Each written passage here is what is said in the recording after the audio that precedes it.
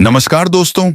आज हम बात करेंगे एक ऐसी खबर की जो ना केवल दिलों को छूती है बल्कि विश्व पटल पर भारत की उस ताकत को दर्शाती है जो ना हथियारों से चलती है, ना ही जोर जबरदस्ती से, बल्कि इंसानियत, विश्वास और सच्चे सहयोग की बुनियाद पर खड़ी है। हम बात कर रहे हैं अफगानिस्तान की उस धरती की जहां कभी गोलियों की गूंज और युद्ध की धूल हवाओं में तैरती थी। आज वही धरती भारत के नेक इरादों और मानवता के रंगों से सराबोर हो रही है। यह कहानी है भारत की उस चुपचाप कूटनीति की जिसने न केवल अफगान जनता के दिलों में जगह बनाई बल्कि पूरी दुनिया को एक नया संदेश दिया। शक्ति का मतलब बंदूकें नहीं बल्कि लोगों के चेहरों पर मुस्कान लाना है। कहानी शुरू होती है उस वक्त से जब अफगानिस्तान भूकंप की त्रासदी से जूझ रहा था। उस काले दौर में जब पूरी दुनिया सिर्फ बयानबाजी और कागजी सहानुभूति में उलझी थी, भारत ने चुपके से एक ऐसा कदम उठाया जिसने इतिहास के पन्नों पर अपनी जगह बना ली। काबुल की सर्द रातों में जब ठंड हड्डियां जमा रही थीं, भारत के 40 ट्रक राहत सामग्री लेकर अफगान की सड़कों पर दौड़ रहे थे। इन ट्रकों में न सिर्फ गेहूं, दाल, दवाइयां और टेंट थे, बल्कि उससे भी बढ़कर इनमें भरा था भारत का वह वादा जो कहता है, हम तुम्हारे साथ हैं। न सिर्फ शब्दों में बल्कि कर्मों में। यह सिर्फ राहत सामग्री नहीं थी, यह था भारत का वह संकल्प जो अफगान जनता को जीने की नई वजह दे रहा था। जब विदेश मंत्री एस जयशंकर ने अफगान विदेश मंत्री आमिर खान मुत्ताकी से मुलाकात की तो वह क्षण सिर्फ दो देशों की बातचीत नहीं था, बल्कि यह एक ऐसा दृश्य था जिसने पूरी दुनिया को चौंका दिया।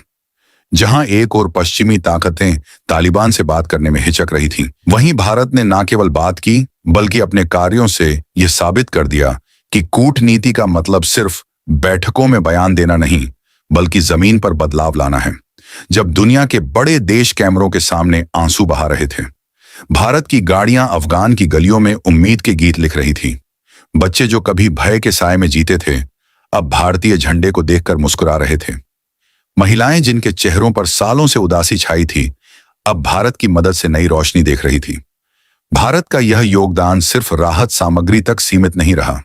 भारत ने पहले ही अफगानिस्तान को 20 एम्बुलेंस भेंट की थी और अब MRI और CT स्कैन मशीनें भेजने का वादा किया।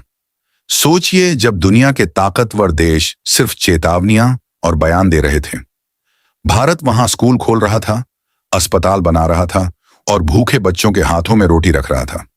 यह सिर्फ मदद नहीं थी, यह था भारत का वह दर्शन जो कहता है कि असली ताकत हथियारों में नहीं बल्कि इंसानियत में होती है।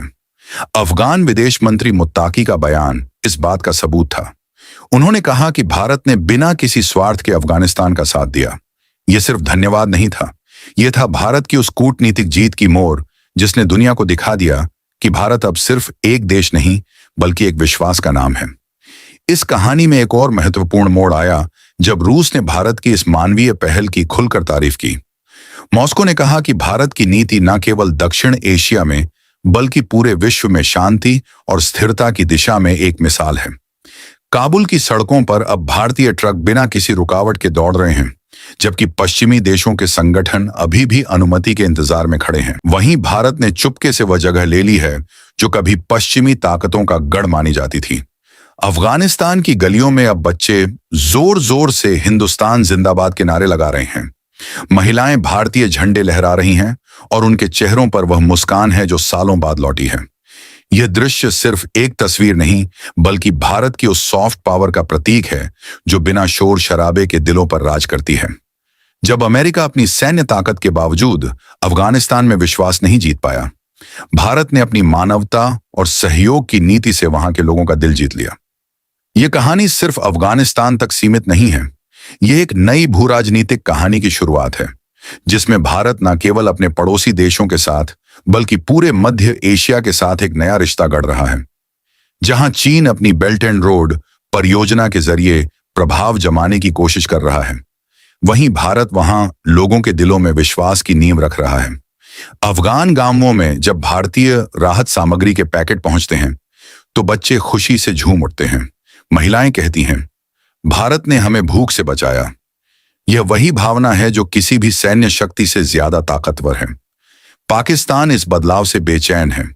इस्लामाबाद में लगातार बैठकें हो रही हैं क्योंकि उन्हें डर है कि अगर भारत का प्रभाव अफगानिस्तान में और गहरा हुआ तो उनका पुराना दबदबा खत्म हो जाएगा। दूसरी ओर चीन भी सतर्क है, क्योंकि भारत की यह मानवीय कूटनीति उसके बड़े बड़े इंफ्रास्ट्रक्चर प्रोजेक्ट्स को चुनौती दे रही है। लेकिन भारत का जवाब साफ है, हम यहां किसी की जमीन या संसाधन लेने नहीं आए। हम यहां सिर्फ इंसानियत और विश्वास का पुल बनाने आए हैं। यह कहानी सिर्फ राहत अभियान की नहीं, बल्कि एक नई सदी की कूटनीति की है, जो दिल्ली से लिखी जा रही है। भारत की यह नीति न केवल अफगानिस्तान को स्थिरता दे रही है, बल्कि पूरे दक्षिण और मध्य एशिया में एक नया मॉडल पेश कर रही है। यह मॉडल है सहयोग का, विश्वास का और विकास का। जहां पहले गोलियों की आवाज गूंजती थी, वहां अब भारत की मदद की खुशबू फैल रही है। स्कूल, अस्पताल, सड़कें, ये सिर्फ इमारतें नहीं, बल्कि भारत की उस सॉफ्ट पावर के प्रतीक हैं जो आने वाले समय में पूरे क्षेत्र का नक्शा बदल सकती है। अफगानिस्तान अब भारत के लिए सिर्फ एक पड़ोसी देश नहीं, बल्कि उसकी रणनीतिक और मानवीय नीतियों का केंद्र बन रहा है। भारत यहां से मध्य एशिया तक अपनी पहुंच बढ़ा रहा है, और यह वह रास्ता है जिसे ना तो हथियारों से जीता जा सकता है, ना ही डॉलर की ताकत से। यह रास्ता है दिलों का, विश्वास का और इंसानियत का।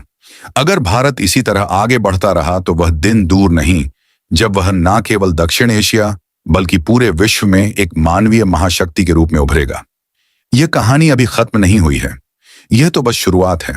भारत की यह नीति, यह विश्वास और यह मानवता का मॉडल आने वाले दशकों में ना केवल अफगानिस्तान बल्कि पूरे विश्व के लिए एक मिसाल बनेगा। तो दोस्तों, आप इस बारे में क्या सोचते हैं? क्या भारत की यह कूटनीति सही दिशा में है? अपनी राय कमेंट में जरूर बताएं, और हां, इस खबर को अपने दोस्तों के साथ शेयर करना ना भूलें, ताकि वे भी जान सकें कि भारत कैसे चुपके से विश्व के दिलों में अपनी जगह बना रहा है। तो दोस्तों, आज के लिए इतना ही। जय हिंद, वंदे मातरम।